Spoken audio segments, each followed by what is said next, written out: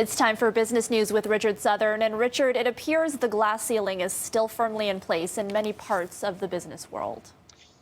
Afraid to say so, Erica. Troubling new report in today on raises and who's getting them. Turns out men getting a lot more raises in Canada than women. That was the case over the past year when it came to small and medium-sized businesses. Big HR firm looking at this, they found the average salary increase for women in 2021 was 5.3%. But for men, it was 10.3%.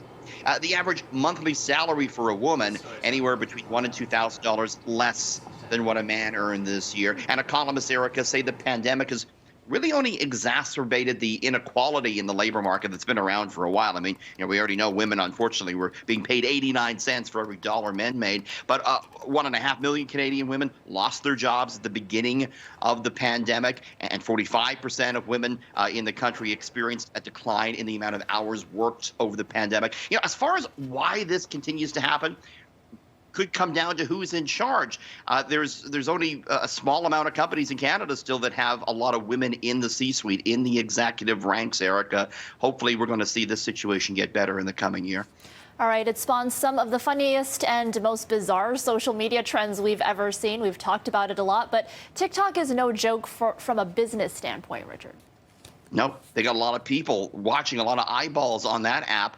Today, TikTok announced it's reached the billion user mark, 1 billion users. It's done that in just 5 years. And that makes TikTok the second fastest social media platform to reach the billion user mark, behind only Facebook, the OG of the social media world. TikTok, has launched this very successful video app where you scroll through videos. They're starting to monetize it more. They've had a rocky 12 months, though.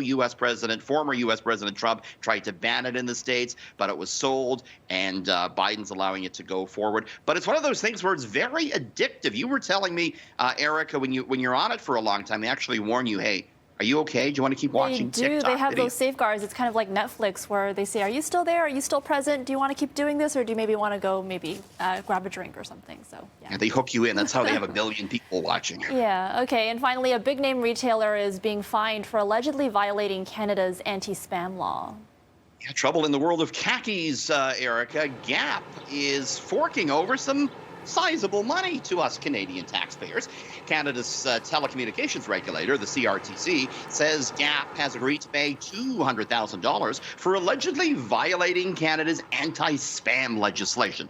Here's what happened. The CRTC said between January 2018 and August of this year, Gap allegedly sent electronic advertisements to Canadians without the necessary consent. Some of those messages allegedly didn't include an unsubscribe button, which is the law under Canada's anti-spam legislation. The Gap, according to the CRTC, has cleaned up its act and has agreed to pay the penalty. There you go. All right. That's business editor Richard Southern. Thanks, Richard. Thank you.